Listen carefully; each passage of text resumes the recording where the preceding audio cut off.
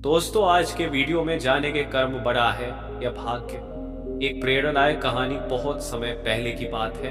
एक छोटे से गांव में रवि नाम का एक किसान रहता था।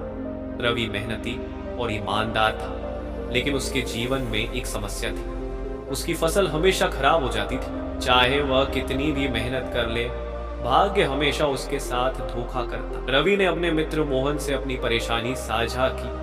मोहन ने कहा, रवि, मेरा मानना है कि भाग्य बड़ा होता है। जब भाग्य साथ देता है तो मेहनत कम करनी पड़ती है और फल ज्यादा मिलता है। रवि से सहमत नहीं था। उसने उत्तर दिया, मुझे विश्वास है कि कर्म ही सबसे बड़ा है।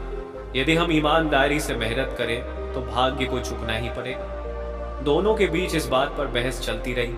अंत में उन्होंने तय किया कि इसका उत्तर जानने के लिए वे गांव के बुजुर्ग संत बाबा रामदास के पास जाएंगे। रवि और मोहन संत के पास पहुंचे और उनसे पूछा, गुरुदेव, कृपया हमें बताइए कि कर्म बड़ा है या भाग्य। संत ने मुस्कुराते हुए कहा, इसका उत्तर मैं तुम्हें तुरंत नहीं दूंगा, पहले मैं तुम्हारी परीक्षा लूंगा। संत ने दोनों को एक एक बीज दिया और कहा, इसे जंगल में जाकर लगाओ और 1 महीने तक इसकी देखभाल करो। फिर आकर मुझे बताना कि कौन सा पौधा ज्यादा बड़ा और मजबूत हो। रवि और मोहन ने बीज लिया और जंगल में जाकर अलग अलग जगह पर लगाया। रवि ने अपना बीज सावधानी से उपजाऊ जमीन में लगाया। उसने रोज पौधे की देखभाल की, उसे समय पर पानी दिया और आसपास की खरपतवार हटाई। अगर कोई कीड़ा पौधे पर चढ़ता तो वह तुरंत उसे हटा देता। रवि को यह विश्वास था कि उसकी मेहनत का फल जरूर मिलेगा। उसने पौधे के लिए हर संभव प्रयास किया। दूसरी ओर मोहन ने सोचा, यदि मेरा भाग्य अच्छा है तो पौधा अपने आप बड़ा होगा। उसने बीज को एक साधारण जमीन में लगाया और यह सोचकर छोड़ दिया कि प्रकृति अपना काम कर लेगी।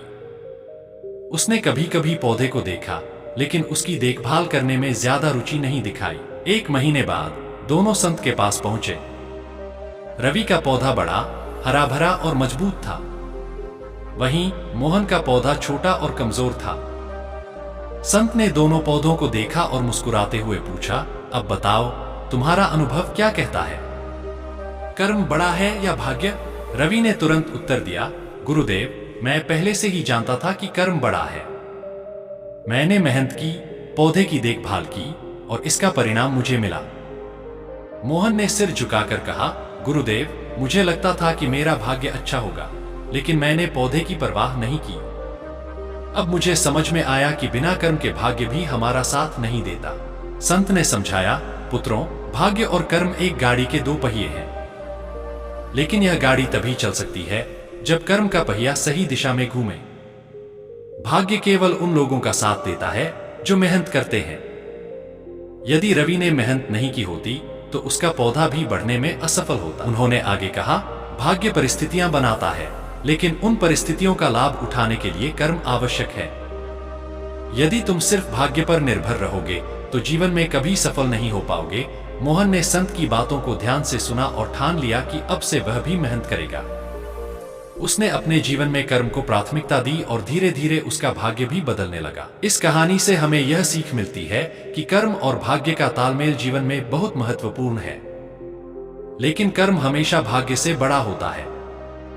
मेहनत और समर्पण से हम अपने भाग्य को भी बदल सकते हैं।